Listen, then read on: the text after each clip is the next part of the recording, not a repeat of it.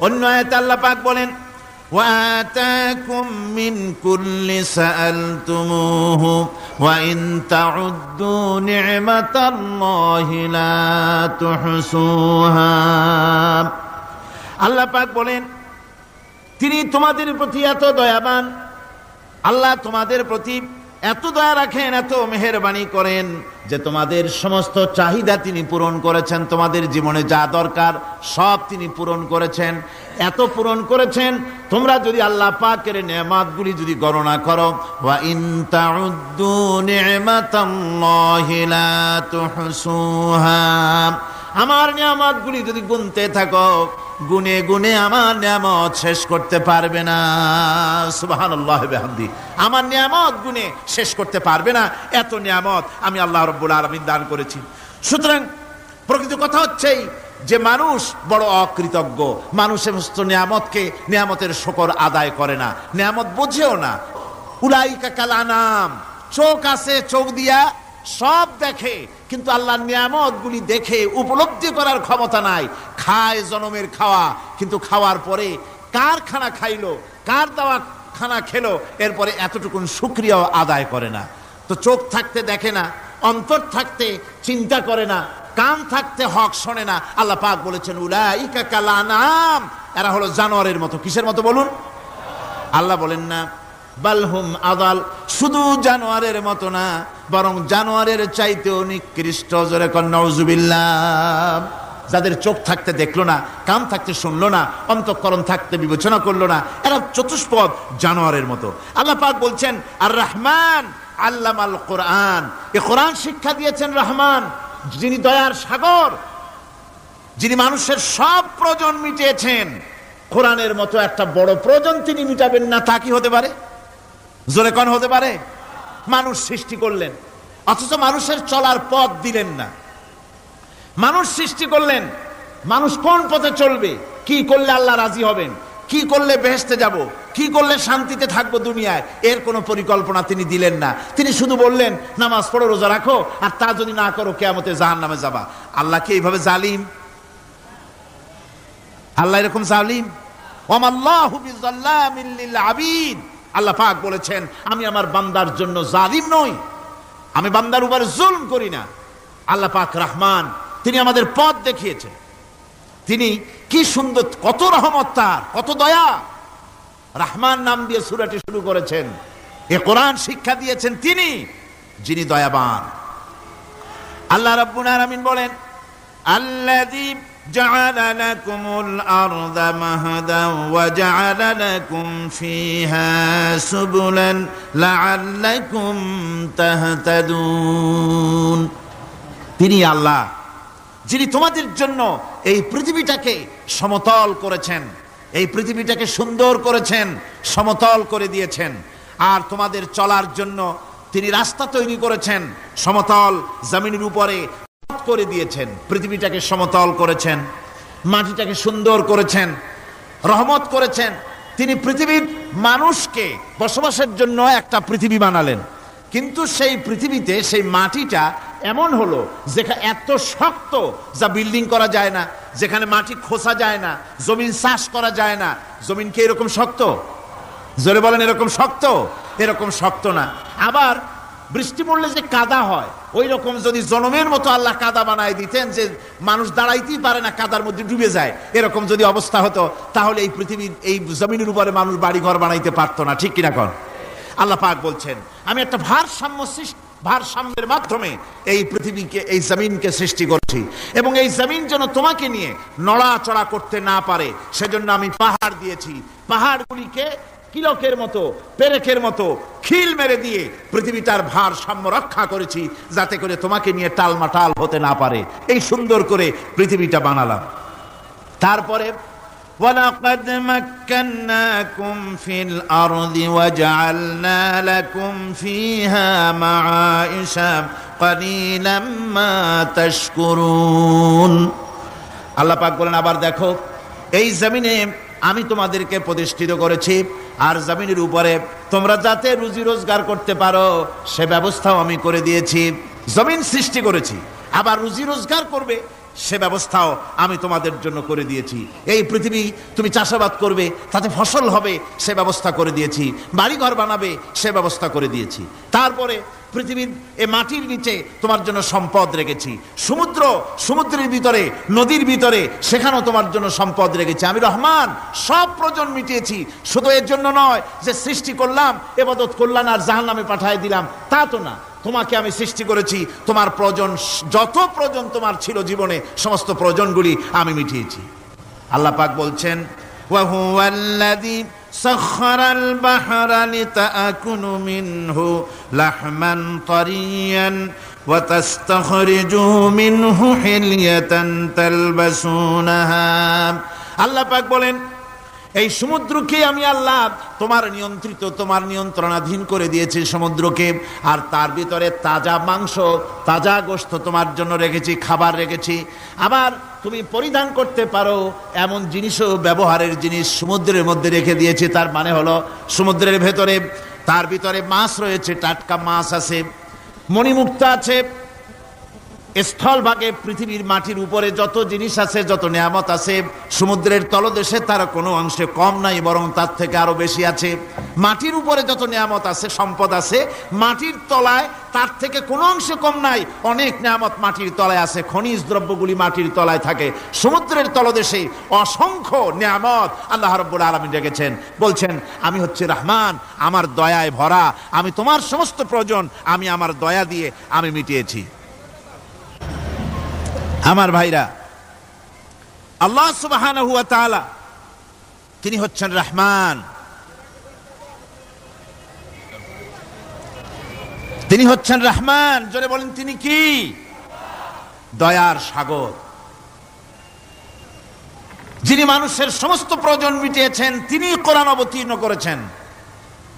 আমি আল্লাহর দয়ার কথা, রহমান শব্দের ব্যাখ্যা আপনাদের সামনে করে সামনে এগোচ্ছি। আল্লাহ পাক বলছেন যে আমি এই পৃথিবী সৃষ্টি করলাম, মাটিতে তোমাদের জন্য চতুষ্পদ জন্তু সৃষ্টি করেছি, বাতাসের উপরে পাখিরা সাঁতার কাটছে, আর পানির ভিতরে মৎস্যরাজি রয়েছে। এ সমস্ত প্রাণীগুলির আত্মরক্ষার জ্ঞান আমি দান করেছি। তারা তোমাদের জন্য উপকার করে। সেই পশুগুলির পশম দিয়ে তোমাদের কাপড় চোপড় তৈরি হয়, তারপরে তার চামড়া তোমরা পরিধান করো। এই পশুগুলিও তোমাদের জন্য আমি এক নিয়ামত হিসেবে দিয়েছি। ওয়াল্লানআমা খালাকাহা লাকুম ফীহা দিফউন ওয়া মানাফিউ ওয়া মিনহা তাআকুলুন।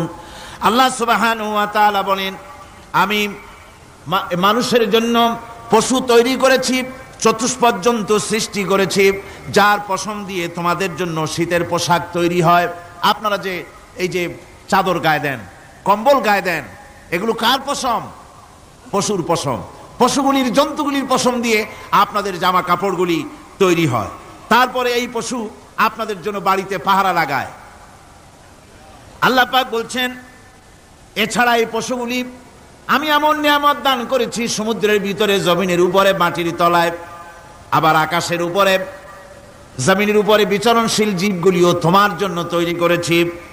وَتَحْمِلُ أَثْقَالَكُمْ إِلَى بَلَدٍ لَمْ تَكُونُوا بَالِغِيهِ إِلَّا بِشَقِّ الْأَنفُسِ। আল্লাহ পাক বলেন, এই পশুগুলি তোমাদের আরো অনেক উপকারে আছে। তোমাদের বোঝাগুলি, বড় বড় বোঝাগুলি তারা এক শহর থেকে আর এক শহরে, দূর থেকে দূরান্তরে পিঠে করে তারা বহন করে নিয়ে যায়, যা তোমরা বহন করতে পারতে না। তোমাদের জন্য দারুণ কষ্ট হতো, মুসিবত হতো। এই ধরনের বোঝাগুলি, পশুগুলি তোমাদের জন্য বহন করে নিয়ে যায়। গাধা, ঘোড়া, হাতি, আপনাদের বোঝাগুলিকে, বিরাট বিরাট বোঝা যা টানতে ট্রাক লাগে, মানুষের জন্য কষ্ট হয়, এই বোঝাগুলিও এই পশুর দ্বারা আল্লাহ পাক বহন করায় থাকেন। আল্লাহ পাক বলছেন, ইন্না রাব্বাকুম লারাউফুর রহিম। নিশ্চয়ই তোমাদের রব, তিনি তোমাদের প্রতি অত্যন্ত দয়াশীল। তার দয়া পৃথিবীর চতুর্দিকে ছড়িয়ে আছে। তিনি আমাদেরকে এ কোরআন নাজিল করেছেন, এ কোরআন আমাদেরকে শিক্ষা দিয়েছেন এমন এক রহমান, যার দয়া পৃথিবীর চতুর্দিকে সর্বত্র ছড়িয়ে আছে। আল্লাহর দয়া চতুর্দিকে কি ছড়িয়ে আছে? কোন? আল্লাহর দয়া, আল্লাহর মুহাব্বত, আল্লাহর করুণা সর্বত্র ছড়িয়ে আছে। আল্লাহ পাক বলছেন, পশু সৃষ্টি করলাম, পশুগুলি তোমাকে পাহারা দিল, তার গোশত তোমরা খেলে, তাকে দিয়ে তোমরা মাল বহন করলে, তার পশম দিয়ে জামা কাপড় বানালে।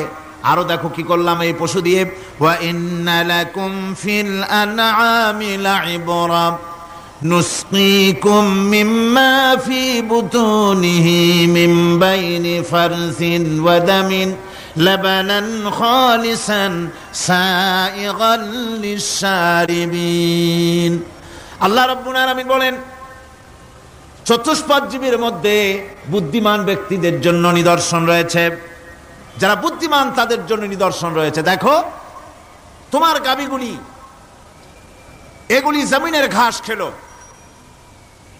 এই ঘাস খাওয়ার পর তার শরীরের ভিতরে রক্ত তৈরি হলো, পেশাব হলো, ময়লা হলো, সেই পেশাব ময়লা রক্ত ইত্যাদির ভেতর থেকে আমি তোমাদের জন্য দুধ তৈরি করে দিলাম। যেখান থেকে পেশাব বের হলো, পায়খানা বের হলো, তার পাশের থেকে স্বচ্ছ সুন্দর সুমিষ্ট সুস্বাদু দুধ আমি তোমাদের জন্য বের করে দিলাম। সুবহানাল্লাহ বিহামদিহি। দেখুন এই দুধ আল্লাহ পাক তৈরি করলেন।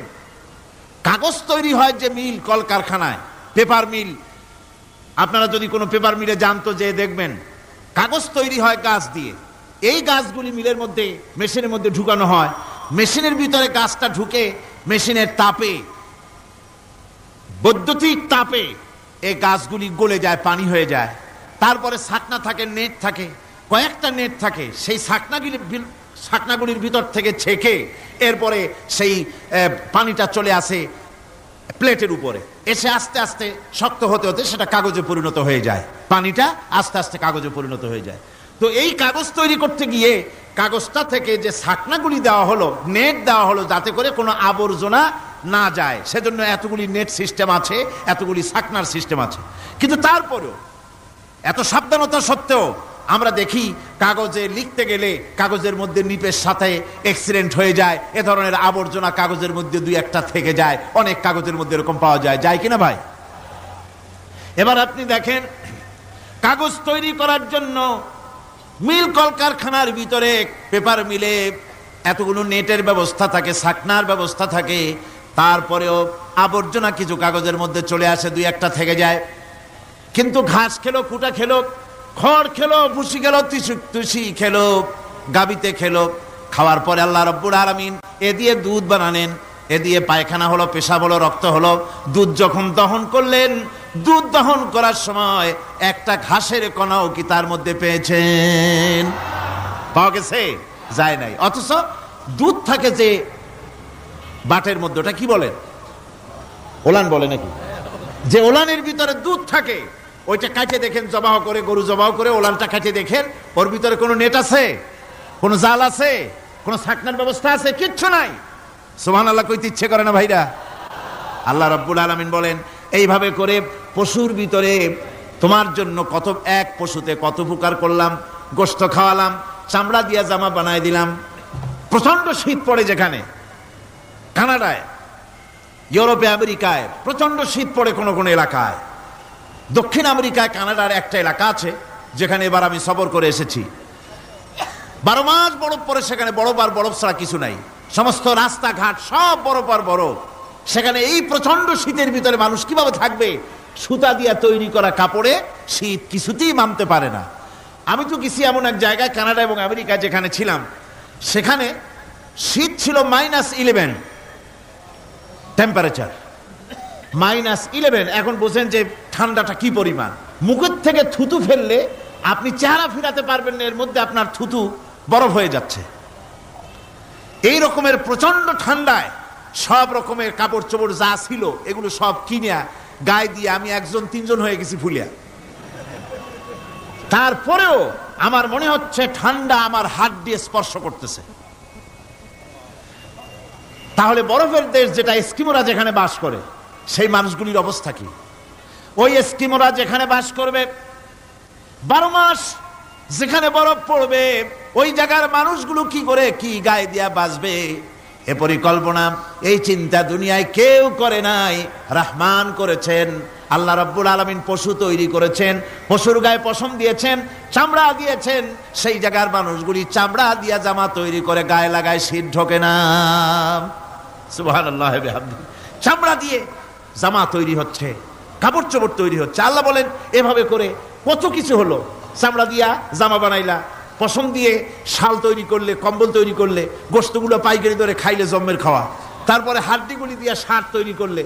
এই পশু তোমাকে পাহারা দিল বাড়িতে, কুত্তায় সারা রাত পাহারা দেয় তোমার বাড়িতে।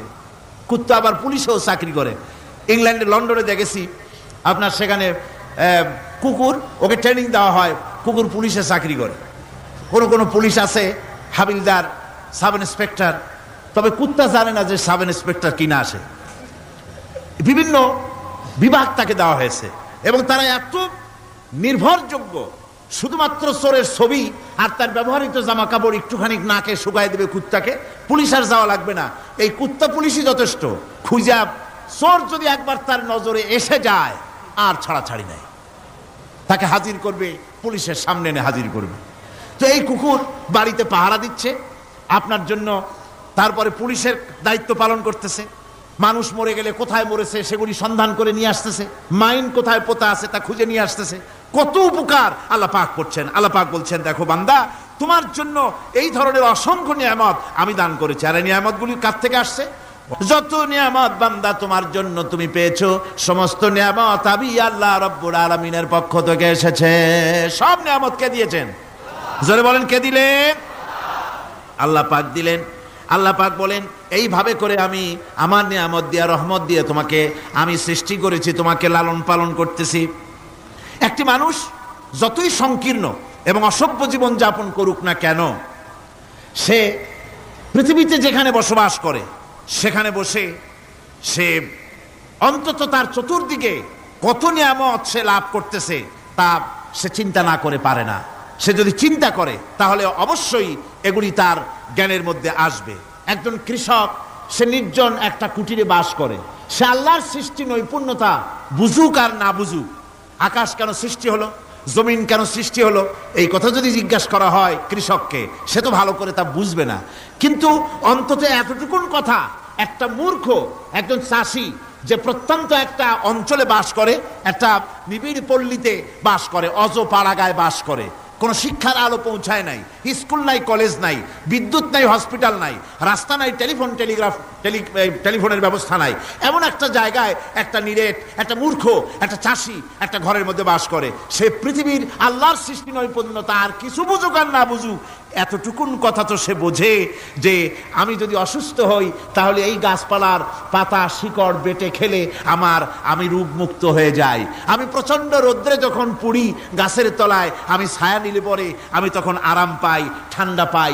এই গাছগুলি তার তরুণ বয়সে আমাকে ফল দেয়, গাছ যখন বড় হয় তখন সে আমাকে ছায়া দেয়। এই গাছের তক্তাগুলি দিয়ে, গাছ দিয়ে কাঠ হয়, তা দিয়ে তক্তা হয়, তা দিয়ে খুঁটি হয়, তা দিয়ে আড়া হয়, তা দিয়ে নৌকা হয় ইত্যাদি সে বুঝতে পারে। তাছাড়া এই গাছ যখন বুড়ো হয়ে গেল, শুকিয়ে গেল, তখন এই গাছ দিয়ে আগুন জ্বালায়া আমি রান্না বান্না করি, গাছ এত আমার উপকার করছে, তার দ্বারা উত্তাপ পাই, আলো পাই, এত কিছু পাই। একটা মূর্খ লোকও চিন্তা করলে এতগুলি জিনিস সে অনুভব করতে পারে এবং এরপরে তার চিন্তা চলে যায় যে এই সমস্ত নিয়ামত এমনি এমনি হয় নাই, নিঃসন্দেহে একজন এগুলি সৃষ্টি করেছেন, তার নাম আল্লাহ। তার নাম কি? তার নাম রহমান। যারা বলেন তার নাম কি? রহমান। তিনি সৃষ্টি করেছেন, তিনি এগুলি দান করেছেন।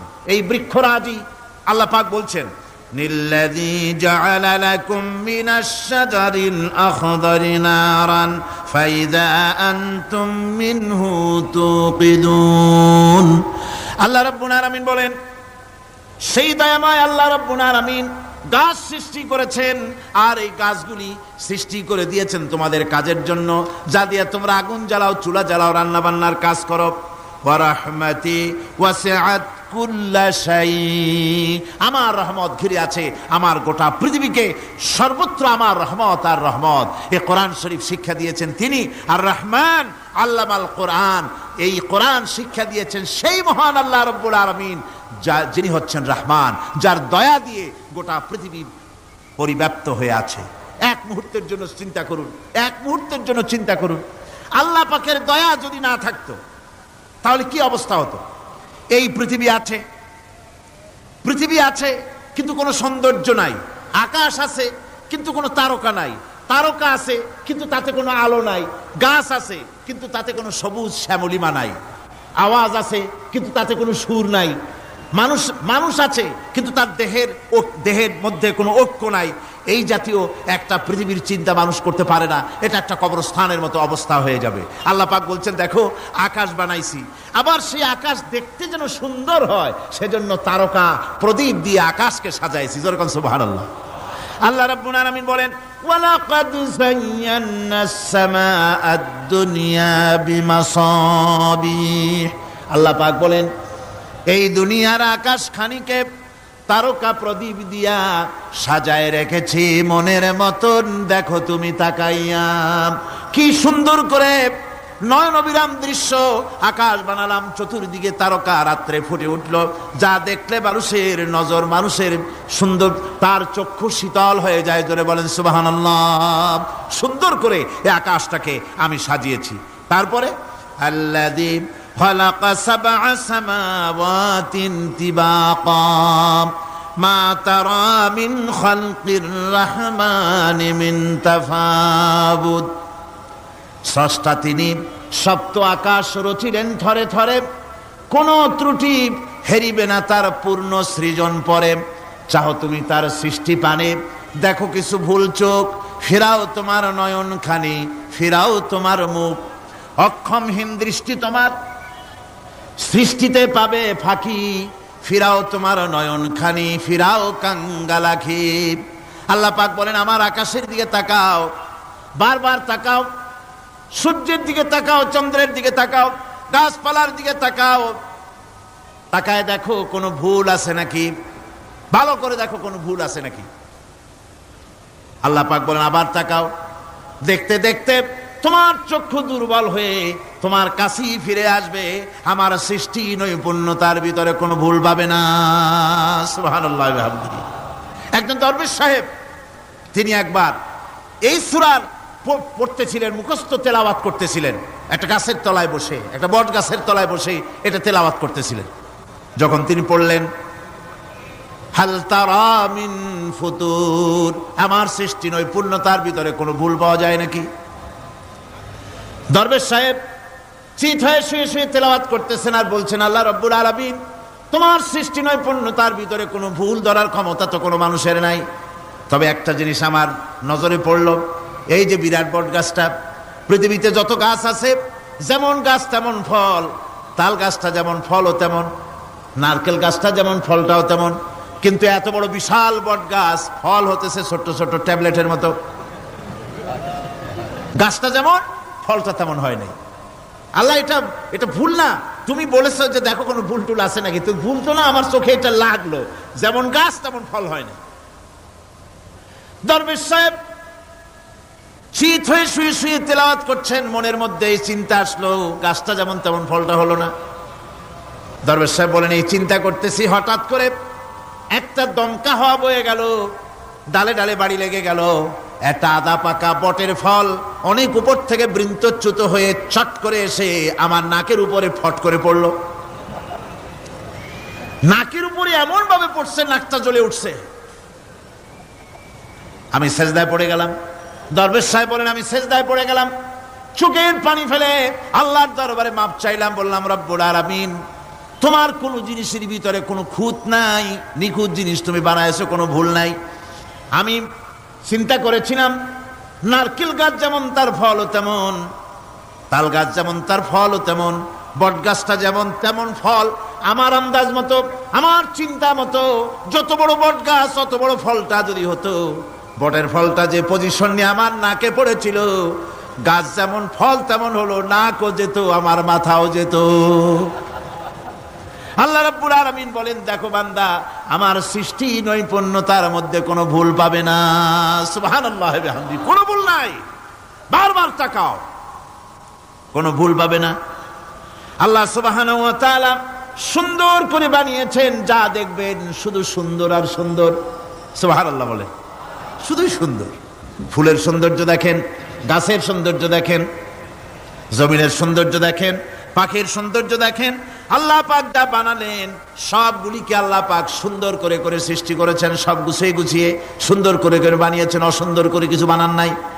ফুল দেখতে কত সুন্দর, ফুলের থেকে ফল হয়, সে ফল হওয়ার জন্য ফুলের পুংকেশর আর স্ত্রী কেশরের মিলন ঘটতে হয়। তো ফুল তো আর চলতে পারে না, এই মিলনটা কেমনে হবে? এই জন্য আল্লাহ পাকের রুচি দেখেন, আল্লাহ পাকের রহমত দেখেন, আল্লাহর কুদরত চিন্তা করুন। সুবহানাল্লাহি বিহামদিহি। ফুল সুন্দর জিনিস, ফুলের চাইতে আর কিছু সুন্দর আছে নাকি? এত সুন্দর ফুল, এই পুংকেশর এবং স্ত্রী কেশরের বিনিময়টা কে করবে? এইটা করার জন্য আল্লাহ পাক এই দায়িত্ব তেলাপোকাকে দেন নাই, দিছেন নাকি? আরশোলাকে দিছেন, সার পোকাকে দিছেন, উই পোকাকে দিছেন, তাতে ফুলের ইজ্জত নয়। ফুল যেমন সুন্দর, আল্লাহর রুচি, আল্লাহ রাব্বুল আলামিনের সৌন্দর্য বোধ কত বিরাট, কত মহান আল্লাহ পাক। ফুল যেমন সুন্দর, ওই সুন্দর ফুলের উপরে তেলাপোকা পড়লে ফুলের সৌন্দর্য নষ্ট হবে। এজন্য আল্লাহ পাক ফুল যেমন সুন্দর, ওই পুংকেশর আর স্ত্রী কেশরের মিলন ঘটাবার জন্য রব্বুল আলামিন সুন্দর প্রজাপতির ব্যবস্থা করেছেন। ফুল যেমন সুন্দর, প্রজাপতিও সুন্দর। প্রজাপতির ডানায় কোন শিল্পী কোন তুলি দিয়ে এত রং লাগালো! সুবহানাল্লাহি বিহামদিহি, সুবহানাল্লাহি বিহামদিহি। কি সুন্দর প্রজাপতি আল্লাহ তৈরি করলেন। আল্লাহ পাক বলছেন, এমনি সুন্দর করে বানালাম, মানুষ বানাইছি, সে মানুষের সৌন্দর্য দেখো। দুইটা চোখ দিলাম দেখার জন্য। চোখ কি জন্যে? এখন এই চোখ দুটা যদি কুমিরের মতো আল্লাহ গোল বানাই দিতেন, চোখ গোল এইরকম কুমিরের মতো, দেখতে বিশ্রী হতো।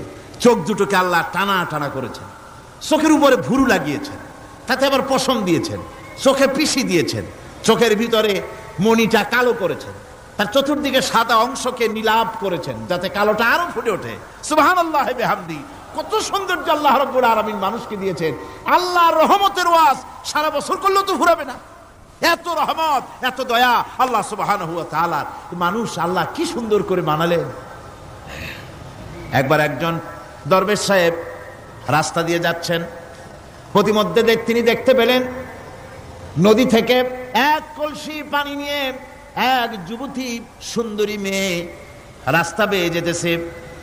দরবেশ সাহেব দাঁড়ায় গেলেন আর ওই যুবতীর দিকে এক নজরে তাকায় আছেন, চোখে পলক দেয় না।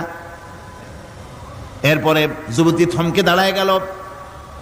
আধা বুড়া মানুষ, দাড়ি অর্ধেক পাইকে গেছে, দেখতে দেখায় খুব বুজুর্গ মানুষ, কিন্তু রাস্তায় আমার একা পাইয়া এমনি করে তাকিয়ে আছে আর চোখ দিয়েও তো পানি পড়ে। ব্যাপারটা কি? দরবেশ কাঁদে কেন? প্রতিমধ্যে আমাকে একা পেয়ে দরবেশ কাঁদে কেন, তাকিয়ে আছে কেন? মহিলার চিন্তা জাগলো। শেখ সাদী রহমতুল্লাহ আলাইহি ঘটনা লিখেছেন, বাংলা কবিতার অনুবাদ করেছেন।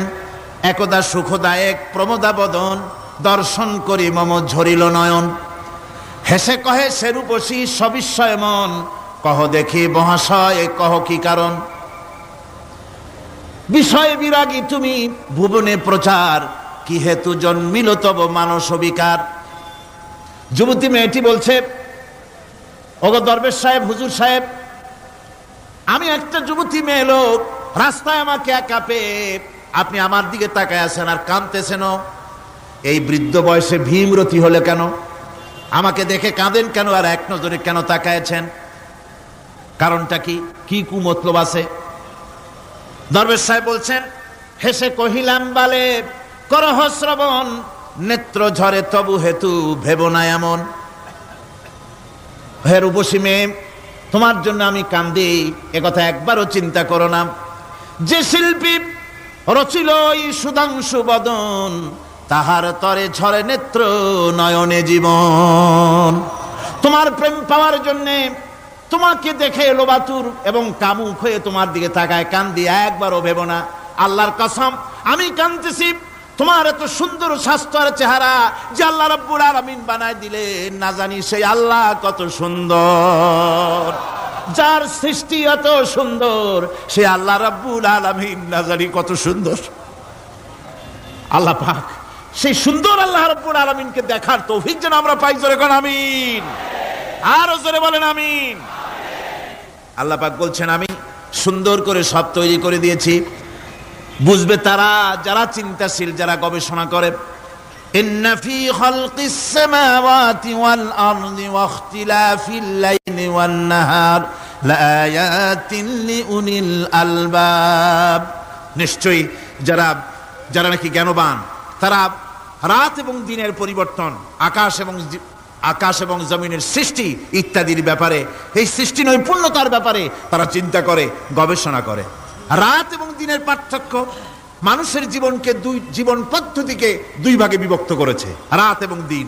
দেখেন আল্লাহর রহমত এবং কুদরত সব জায়গায় রাত এবং দিন মানুষের জীবন চলার পথকে, জীবন পদ্ধতিকে কয় ভাগে ভাগ করেছে? দুই ভাগ। আল্লাহ পাক বলেন ওয়াজআলনাল লাইলা লিবাসান ওয়াজআলনান নাহারা মাআশা।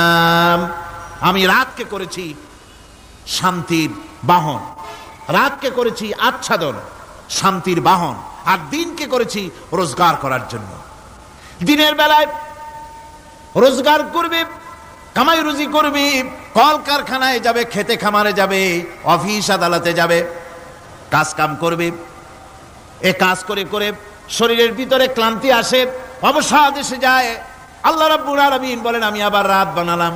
ওই রাতের বেলায় মানুষ যখন ঘুমায় যায়, এই ঘুম তার সমস্ত অবসাদ আর ক্লান্তি দূর করে দিয়ে সকাল বেলায় আবার তাজা মানুষ করে সমস্ত একেবারে পরিপূর্ণ কর্মক্ষম একজন মানুষে তাকে পরিণত করে দেয়।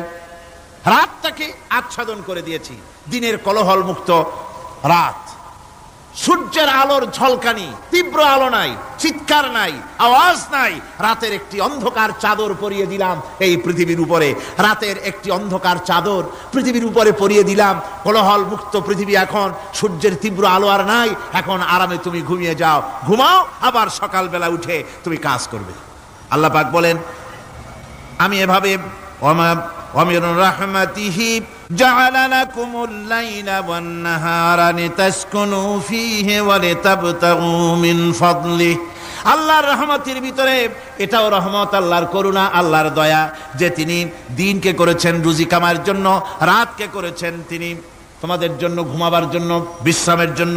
এই ব্যবস্থা আল্লাহ রাব্বুল আলামিন করেছেন, যিনি তোমাদেরকে দুপুর বেলায় বিকেল বেলায়ও তোমাদেরকে অবসাদ গ্রহণের জন্য, আরামের জন্য দুপুর এবং বিকাল, সকাল ইত্যাদি তৈরি করেছেন। কোরআন শরীফের ভিতরে আল্লাহ পাক এই সমস্ত কথাগুলি ব্যাখ্যা সহকারে বলে দিচ্ছেন যে আমার রহমত ওয়াসিআত রাহমাতি কুল্লে সেই সমস্ত জিনিসের চতুর্দিকে, তুমি যেখানে আছো তার চতুর্দিক, আকাশ এবং জমিন, আমার রহমত তোমাকে ঘিরে রেখেছে। এ কোরআন নাজিল করেছেন সেই আল্লাহ, সেই রহমান যার দয়া সর্বত্র ছড়িয়ে আছে। আল্লাহ পাক বলছেন এরপরে তোমাকে সৃষ্টি করলাম, জমিন সৃষ্টি করলাম খাবারের জন্য। আমার রহমতের বিষয়টা দেখো, আমি এমন দয়াবান, এমন মেহেরবান। এবার তোমার খাবারের জরুরত হলো তুমি কি খাবে, সেজন্য এই জমিনে ফসলের ব্যবস্থা আমি আল্লাহ করেছি। জোরে বলেন সুবহানাল্লাহ। জমিন শুকায় গেছে, বৈশাখ মাসের, জ্যৈষ্ঠ মাসের প্রচন্ড রৌদ্রের তাপে জমিন শুকায় গেছে। এই জমিনে তুমি ফসল ফলাবে কি করে যদি না পানি দিয়ে জমিনটারে ভিজায় দেই? আল্লাহ বলেন জমিন ভিজাবার দায়িত্ব আমি নিলাম। আল্লাহুল্লাযী আরসালার রিয়াহা ফাতুসিরু সাহাবা। সমুদ্রের পানি, লবণাক্ত পানিগুলি বাষ্পীয় আকারে উত্থিত হয়ে যায়, মেঘমালায় পরিণত হয়ে যায়। বাতাসকে বলি এই মেঘকে টেনে নিয়ে যাও অমুক জায়গার উপরে, মেঘ চলে এলো। আল্লাহ বলেন ফাসুকনাহু ইলা বালাদিম মাইয়িতিন ফাআহইয়ানা বিহিল আরদা বাদা মাউতিহা কাযালিকান নুশুর। আল্লাহ পাক বলছেন বৃষ্টির পানি পড়লো, মরা জমিন জিন্দা হয়ে গেল। এই মরা জমিন জিন্দা হলো। এরপরে তুমি বীজ বপন করলে, ধান বপন করলে, গম বপন করলে, মাটির খাসলাত হলো সব পচায় দেওয়া। মাটির খাসলাত কি কথা বুঝেন না? মাটির ধর্মটা কি? পচায় দেওয়া। যা রাখেন পচে যাবে, লোহা রাখেন জং ধরে যাবে, পাথর রাখেন আস্তে আস্তে, এ ধরনের যেসব জিনিস রাখেন আস্তে আস্তে করে ধ্বংস হয়ে যাবে, পচে যাবে। ওই মাটির ভিতরে ধান এবং গম, আপনার ফসল, আপনার খাদ্য, আপনার রিজিককে আমানত করে দিলেন। আল্লাহ পাক ওটাকে হেফাজত করলেন। এরপরে ওর ভিতর থেকে পাতা অঙ্কুরিত হয়ে বেরিয়ে এলো। এখন কেউ যদি বলে আল্লাহ যদি পানি না দেন আল্লাহ যদি বৃষ্টিটা না দেন তাহলে আমার অসুবিধাটা কি? আল্লাহ বলেন, দেখো বৃষ্টিটা তো আমি দিলাম, বৃষ্টিটা কে দিলেন? আল্লাহ পাক বলেন, আফারাআইতুমুল মাআল্লাযী তাশরাবুন আআনতুম আনজালতুমুহু মিনাল মুজনি আম নাহনুল মুনজিলুন। তোমরা যে পানি পান করো, আকাশ থেকে এই পানিটা কে বর্ষণ করে? তুমি করো না আমি করি? কে করে জোরে কোন? আল্লাহ পাক বলছেন, আমি পানি বর্ষণ করি। সেই পানিটা, এই যে বঙ্গোপসাগরের পানি, আপনাদের কর্ণফুলীর পানি, মিষ্টি না নোনা? কি পানি জোরে কোন? এই নোনা পানি আকাশে উঠলো। আল্লাহ পাক বলেন, ইচ্ছে যদি করতাম, লাউ নাশাউ জাআলনাহু জাজান ফালাউলা তাশকুরুন। পানি উঠালাম, নোনা পানি, ইচ্ছে করলে লবণাক্ত অবস্থায় অবতীর্ণ করে দিতে পারতাম, জমিনের ফসল সব নষ্ট হয়ে যেত। কিন্তু আমি নোনা পানি উঠায়া ওই পানিগুলিকে মিষ্টি করে আমি নাজিল করে, জোরে কান সুবহানাল্লাহ, মিষ্টি পানি অবতীর্ণ করে দিলাম। এখন মানুষ বলে, আল্লাহ পানি না দিলে কি হইতো? আমাদের খাল আছে, বিল আছে, সাগর আছে, নদী আছে, পুকুর আছে, হাওড় আছে, টিউবওয়েল আছে, ডিপ টিউবওয়েল আছে, আল্লাহ বৃষ্টি না দিলে তো কি হয়ে গেল আমাদের? আল্লাহ পাক জবাব দিয়েছেন, কুল আরাআইতুম ইন আসবাহা মাউকুম গাওরান ফামান ইয়াতিকুম বিমাইন মাইন। বলো দেখি, সবে শুকাইয়া যদি যায় এই জমিনের পানি, তাহলে হেথায় তটডির ধারা কে দিবে সবারে আনি? টিউবওয়েলের পানি, পাতালের পানি, দরিয়ার পানি, সাগরের পানি, হাওড়ের পানি, বিলের পানি সব যদি আমি আল্লাহ শুকায় দেই, আমি আল্লাহ ছাড়া এমন কোন শক্তি আছে যে মরা গাঙ্গে নতুন করে পানির জোয়ার এনে দিতে পারে? আছে কেউ? কেউ নাই। আল্লাহ পাক বলেন, দেখুন আমার রহমত, এভাবে করে আমি পানি দিলাম, বৃষ্টি দিলাম, এবার গাছ উঠলো, বীজ বপন করছিলাম, গাছ উঠলো। আনতুম আনশাতুম শাজারাতাহা আম নাহনুল মুনশিউন। মাটি থেকে এই গাছকে কে উদ্গত করে দিল? হয় বেটা, কে দিল? তুমি দিছো না আমি দিয়েছি? কে দিয়েছে জোরে কর, জোরে চিল্লা এখন, কে দিল? আল্লাহ পাক বলেন, গাছ উদ্গত করে দিলাম, গাছ এবার বড় হলো। এই গাছ আল্লাহ রাব্বুল আলামিন এই গাছ তৈরি করলেন। এই গাছ শুধু আপনার জ্বালানি দেয় না, গাছ শুধু ফল দেয় না, এই গাছ মানুষের জন্য, গাছ হচ্ছে বন্ধু। মানুষের জন্য গাছ কি? জোরে কোন কি? বন্ধু। সেই বন্ধুরে জন্মের কাটা কাটবেন নাকি? এই গাছ তৈরি হচ্ছে। গাছ বন্ধু কি করে? গাছ বন্ধু হচ্ছে আমরা যে শ্বাস প্রশ্বাস নেই, মুখের থেকে নাকের থেকে যে শ্বাসটা ফেলি, সেটা হচ্ছে আমরা গ্রহণ করি বাতাস থেকে অক্সিজেন, ছেড়ে দেয় কার্বন ডাই অক্সাইড। এটা হচ্ছে বিষ। এটা কি? আমরা নিলাম পরিশুদ্ধ অক্সিজেন, নিলাম, ছেড়ে দিলাম এটাকে বিষ করে, এই বিষটা ছড়িয়ে গেল। এখন এই বিষ যদি আল্লাহ পরিশুদ্ধ করার কোন ফ্যাক্টরি না বানাতেন, তাহলে পৃথিবীর সমস্ত প্রাণী মরে যেত। সুবহানাল্লাহ কইতে ইচ্ছে করে না? আল্লাহ পাক কি ব্যবস্থাটা করলেন! কোন দুনিয়ায় ফ্যাক্টরি নাই, মানুষ যে বিষাক্ত করে দেয় আবহাওয়াকে, সেটাকে রিফাইন করার ব্যবস্থা মানুষের কাছে নাই। আল্লাহ ব্যবস্থা করেছেন কি? আল্লাহ পাক গাছ বানায় দিলেন। গাছের সবুজ শ্যামল রং, ঘাসের সবুজ শ্যামল রং, তার খাদ্য হতেছে আপনি যেটা ছেড়ে দেন, আপনার জন্য যেটা বিষ, সেটা হচ্ছে তার জন্য খাদ্য। কার্বন ডাই অক্সাইড গাছ টেনে নেয়, সারা রাত টানতে থাকে অক্সিজেন থেকে, বাতাস থেকে সারা রাত টানতে থাকে কার্বন ডাই অক্সাইড, খাবার হিসাবে সে টেনে নেয়। আর দিনের বেলায় যখন রোদ ওঠে, সূর্যের উত্তাপ আর গাছের সবুজ রং দুটোতে মিলে এক প্রকারের রন্ধন ক্রিয়া হয়, রাঁধা হয়।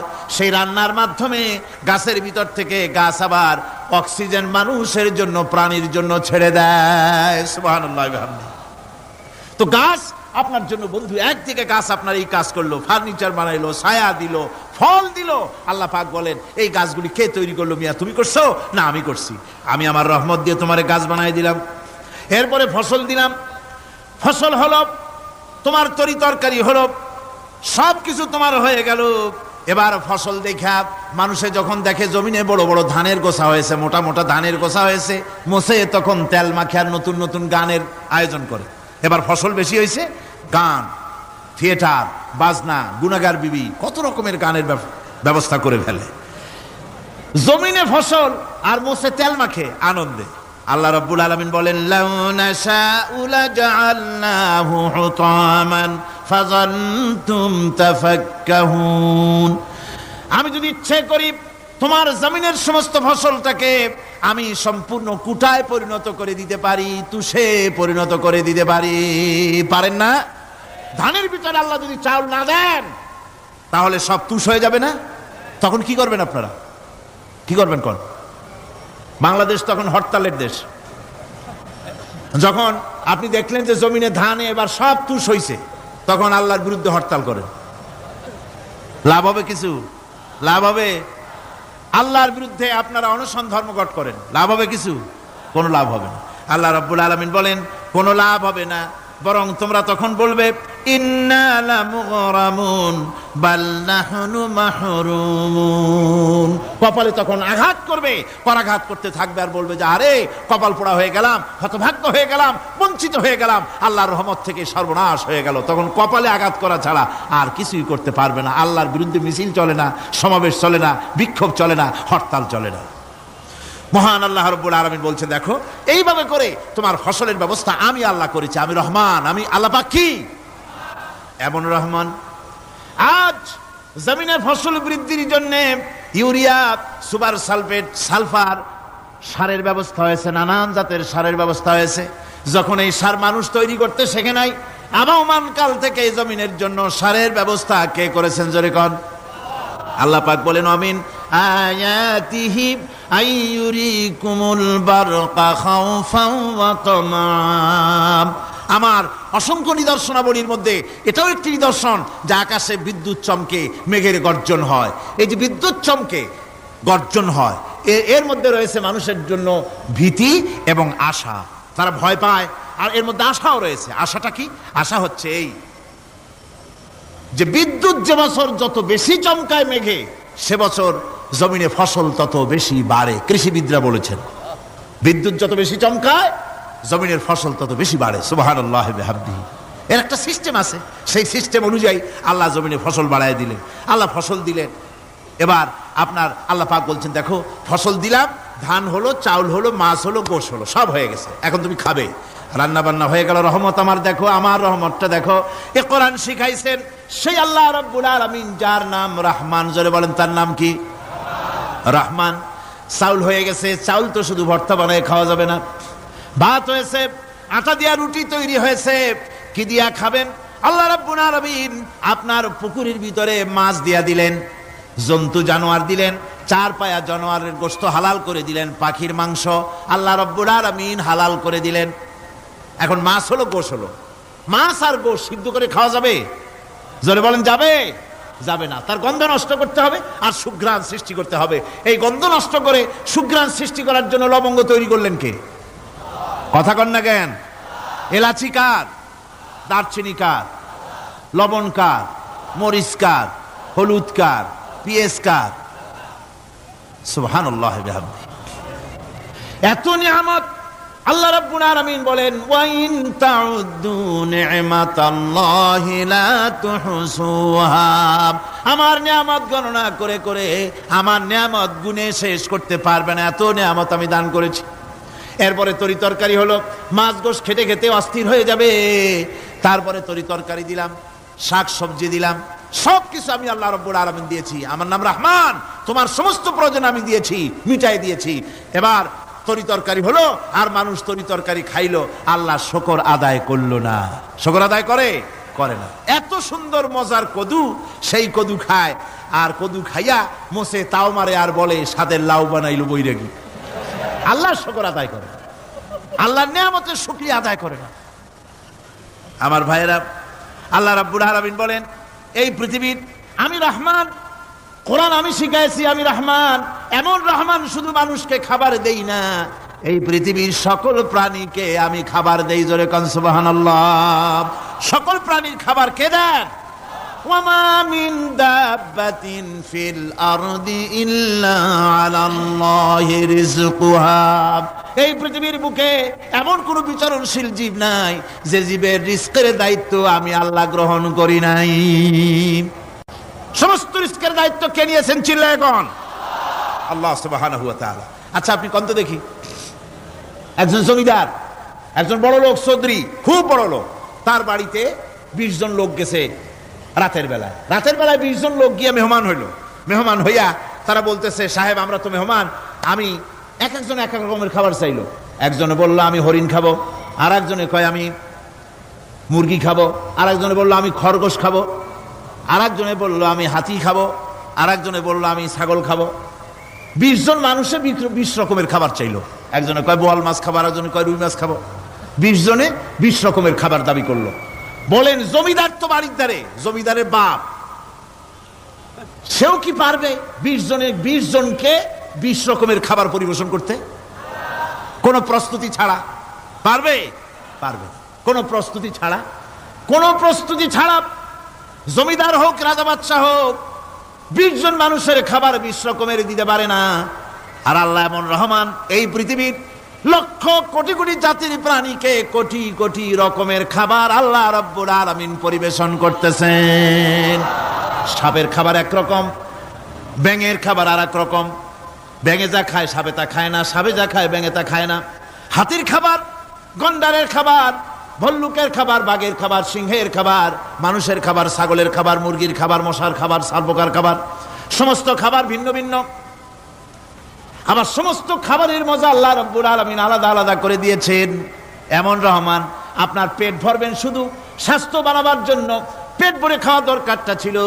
আল্লাহ পাক দেখলেন যে না, শুধু পেট ভরলে তো এরকম খাইতে চাইবে না, তাই আল্লাহ রাব্বুল আলামিন জিহ্বা দিয়ে দিলেন যাতে করে মজা লাগে আর খায়। সব রকমের মজা, এক এক গোশতে, এক এক মাছে, এক এক তরকারিতে এক এক রকম মজা না, সব একরকম মজা, ভিন্ন ভিন্ন রকমের মজা। আল্লাহ পাক বলেন আমি রহমান, দেখো আমি কিভাবে খাওয়াই। ওয়া কাইয়্যিম মিন দাব্বাতিন লা তাহমিলু রিজকুহা আল্লাহু ইয়ারযুকুহা ওয়া ইয়্যাকুম। এই পৃথিবীতে এমন অনেক বিচরণশীল জীব আছে যে প্রাণীরা নিজের জন্য কোনো সঞ্চয় করে না, সঞ্চয় করে শুধুমাত্র পৃথিবীর মানুষ। আর পিঁপড়ায় কিছু সঞ্চয় করে। অন্যান্য বহু প্রাণী আছে যাদের কোনো সঞ্চয় নাই। কি বলেন, পাতিশিয়ালের কোনো ব্যাংক অ্যাকাউন্ট আছে নাকি? না। শীতের মৌসুমে পাতিশিয়াল আইসা ব্যাংকের ম্যানেজারকে বলে না যে কয়েকটা মুরগি আনছি, আমার নামে একটা অ্যাকাউন্ট ওপেন করেন, বৃষ্টির সময় আমি যেন ওগুলো উঠাইয়া পাইকারি দরে খাইতে পারি। ওর কোনো খাবার নাই, সঞ্চয় নাই। এ ধরনের পাখির সঞ্চয় নাই, পশুর সঞ্চয় নাই। মহান আল্লাহ রাব্বুল আলামিন তিনি বলছেন, সকালবেলায় পাখি তার বাসা দিয়া ক্ষুধার্ত পেট নিয়ে পাখিগুলি উড়ে চলে যায়। সাপ তার গর্ত থেকে বের হয় খালি পেটে, পাতি শ্রীগল খাঁটি পেট নিয়ে গর্ত থেকে বেরিয়ে যায়। তিমির মতো অত বড় প্রকাণ্ড প্রাণী, হাতির মতো প্রকাণ্ড প্রাণী, গরিলা, শিম্পাঞ্জি, ওরাংওটাং, পিঁপড়া থেকে শুরু করে নিয়ে প্রকাণ্ড তিমি পর্যন্ত সমস্ত প্রাণীগুলি সকালবেলায় খালি পেটে বেরিয়ে যায়। সারাদিন ঘোরাঘুরির পর আল্লাহ সুবহানাহু ওয়া তাআলা বলেন, সন্ধ্যাবেলায় সমস্ত প্রাণীর পেটগুলি ভরে আমি আল্লাহ তাদের বাসায় ফিরাইয়া দেই। আমি রহমান, এভাবে করি আমি আল্লাহ রাব্বুল আলামিন খাবারের বন্দোবস্ত করি, পড়ার বন্দোবস্ত করি, থাকার ব্যবস্থা করি। ইয়া আইয়ুহান নাসু যুকুরু নি'মাতাল্লাহি আলাইকুম হাল মিন খালিকিন গায়রুল্লাহ ইয়ারযুকুকুম মিনাস সামাই ওয়াল আরদ। ও পৃথিবীর মানুষেরা, ওই আল্লাহর স্মরণ করো, আল্লাহর নিয়ামতের শুকরিয়া আদায় করো যে আল্লাহ তোমাকে আকাশ থেকে জমিন থেকে রিজিক দেন। ওই আল্লাহ ছাড়া আছে কি কেউ যে তোমাকে আকাশ থেকে রিজিক দেয়, জমিন থেকে রিজিক দেয়? লা ইলাহা ইল্লা হুয়া ফাআন্না তুফাকুন। ওই আল্লাহ ছাড়া কোনো ইলাহ নাই, কেন তোমরা বিভ্রান্ত হও? সেই আল্লাহর দিকে ফিরে আসো। আল্লাহ বলছেন, এভাবে আমি সমস্ত পৃথিবীর মানুষের রুজি রুটির বন্দোবস্ত করি, সমস্ত প্রাণীর রুজি রুটির ব্যবস্থা করি, আমি সেই রহমান। সুবহানাল্লাহ বিহামদিহি। ওয়া ইলাহুকুম ইলাহু ওয়াহিদ লা ইলাহা ইল্লা হুয়ার রহমানুর রহিম। এই হচ্ছেন তোমাদের আল্লাহ। সুবহানাল্লাহ। আল্লাহ বলছেন, ওয়া ইলাহুকুম ইলাহু ওয়াহিদ, তিনি হচ্ছেন এক আল্লাহ, এক ইলাহ, যিনি ছাড়া কোনো ইলাহ নাই। তিনি হচ্ছেন রহমান। তিনি কি? রহমান। তিনি হচ্ছেন রহিম। তিনি তোমাদের সব কিছুর ব্যবস্থা করে দিয়ে থাকেন।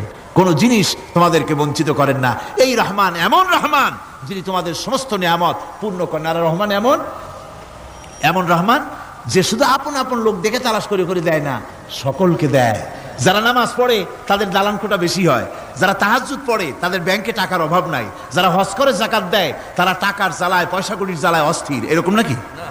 না, বরং নামাজ রোজা হজ যাকাত যারা করে বেশি খাঁটি মুসলমান, তাদের অভাব অভিযোগ আরো বেশি।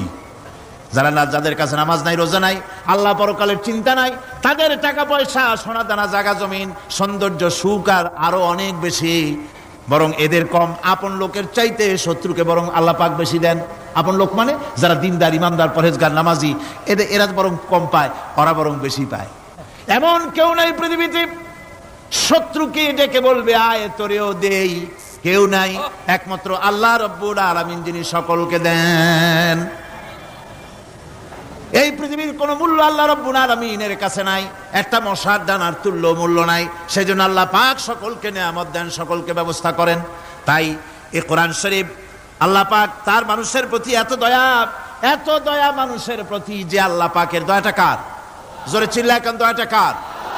এত দয়া যে আল্লাহ পাকের মানুষের প্রতি রাস্তা চলার জন্য রাস্তা তৈরি করে দিলেন। পাহাড়ের ভিতরে মানুষ যেন হারায় না যায়, পাহাড়ের ভিতরে গিরিপথ বানালেন যিনি, মরুভূমির ভিতরে হারায় না যায় নিশানা বানালেন যিনি, সমুদ্রের ভিতরে রাতের আধারে যেন গভীর সমুদ্রে হারায় না যায়, সেজন্য মহাশূন্যের ভিতরে তারকা প্রদীপ জ্বালায়া পথের নির্দেশনা দিয়ে দিলেন যিনি, এত ব্যবস্থাপনা যিনি করলেন, সে আল্লাহ রাব্বুল আলামিন মানুষের জন্য এই পৃথিবীতে ব্যক্তি, পরিবার, সমাজ ও রাষ্ট্রে, আন্তর্জাতিক জীবনে, স্বরাষ্ট্রনীতি, পররাষ্ট্রনীতি, শিক্ষানীতি, যুদ্ধনীতি, বন্দিনীতি, তার জীবনের সমস্ত নীতিমালার ব্যাপারে আল্লাহ রাব্বুল আলামিন বুঝি কোনো দিগদর্শন দেন নাই। দিয়েছেন কিনা? সুতরাং রহমানের দাবি হচ্ছে, আল্লাহর রহমানিয়তের দাবি হচ্ছে বান্দার জন্য কোরআন শিক্ষা দেওয়া। যত শিক্ষা আল্লাহ দিয়েছেন, যত দয়া আল্লাহ বান্দাকে করেছেন, সবচাইতে বড় দয়া কোরআন শিক্ষা দেওয়া। জোরে কোন সুবহানাল্লাহ। যত দয়া, যত নিয়ামত, যত রহমত আল্লাহ বান্দাকে করেছেন, তার মধ্যে শ্রেষ্ঠ রহমত, শ্রেষ্ঠ দয়া, শ্রেষ্ঠ করুণা মানুষের জন্য, আল্লাহর এই পৃথিবীর মানুষের জন্য সবচাইতে শ্রেষ্ঠ দয়া কি? জোরে বলেন কি? কোরআনের শিক্ষাই হচ্ছে আল্লাহ পাকের এই মানুষের জন্য সর্বশ্রেষ্ঠ দয়া।